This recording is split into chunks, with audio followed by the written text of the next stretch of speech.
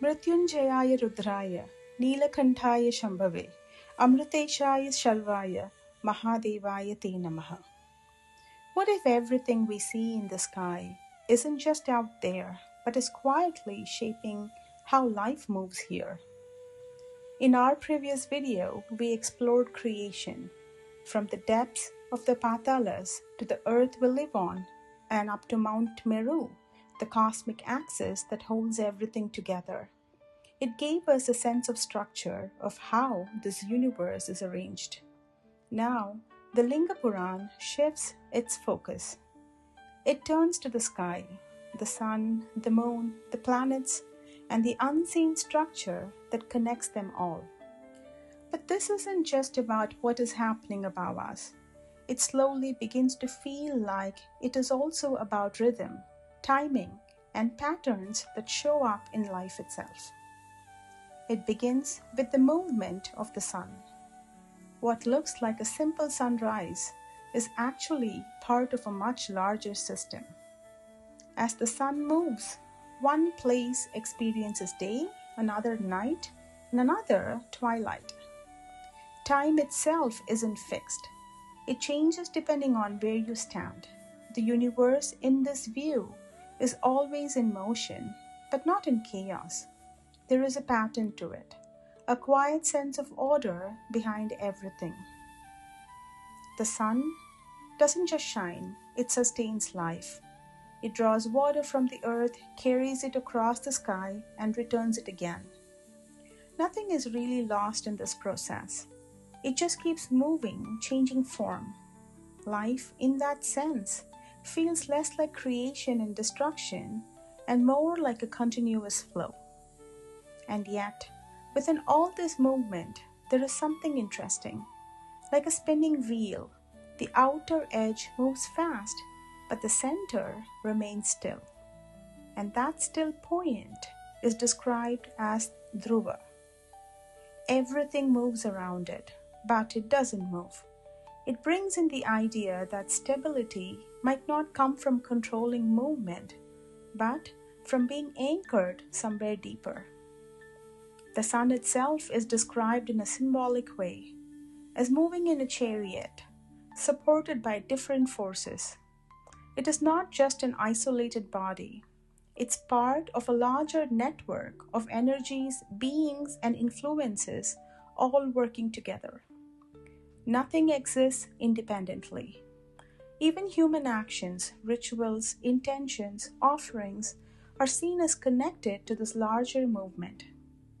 Then the Liṅga Purāṇa focus shifts to the moon, and the tone softens.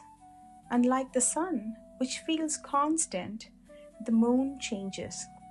It grows, becomes full, and then gradually diminishes. It receives and then it gives.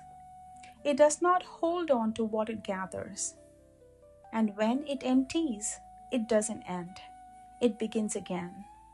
The cycle continues, quietly and naturally. From there, the planets are introduced, each carrying a different kind of influence. Some move quickly, some slowly, but all are part of the same system. They follow paths, patterns, and relationships. This is where it starts to resemble astrology, not as something controlling life, but as a way of observing cycles. The phases of movement, the shifts in timing, moments that feel expansive and others that feel restrictive. But even within all these movements, everything remains connected to a center. The planets move, but not independently. They revolve around something steady, and that idea continues to return. Movement exists, but it is anchored somewhere. The Liṅga Purāṇa then moves into something more structured. The universe is not just moving, it is organized. Every force has a role. The sun governs, the moon nourishes, and other forces oversee different aspects of existence. Even things that seem chaotic are not outside the system, they are part of it. Everything has a place. At the same time, the sun is presented in a deeper way, not just as a source of light, but as the source of time itself. Days, months, seasons, cycles all begin with it. Without the sun, there is no rhythm, no sequence, and no way to measure change. The planets are described as expressions of its energy. What looks like many separate things begins to feel like one source appearing in different forms. Then the perspective shifts again, from the outer cosmos to something more internal. The stars and planets are described not just as objects, but as realms or states. It starts to feel less like a map of the sky and more like a map of experience. Just as planets move around a center, thoughts and emotions seem to move around something within us. And then everything comes back to Dhruva, but this time through a story. Dhruva was just a child. One day he tried to sit on his father's lap, but was stopped by his stepmother, who told him that he had no place there. It was a small moment, but it stayed with him, not just as rejection, but the feeling of not being seen, of not belonging.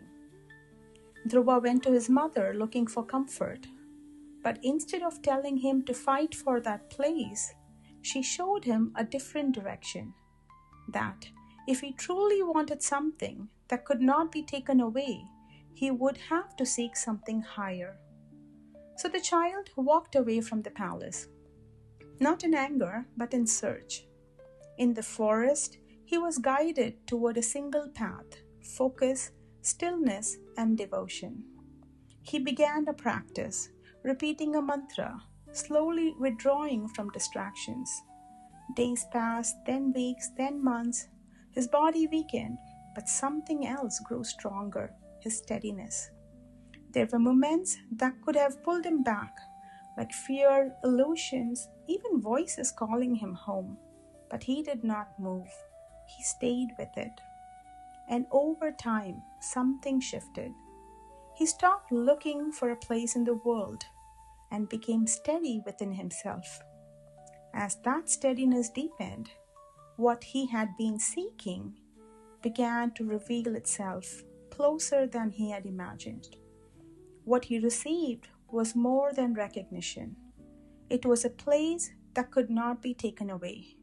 Dhruva then became the fixed point, the axis around which everything moves. And that's where everything connects back. Everything is in motion: the sun, the moon, the planets, and time itself. And yet, the universe doesn't fall into chaos.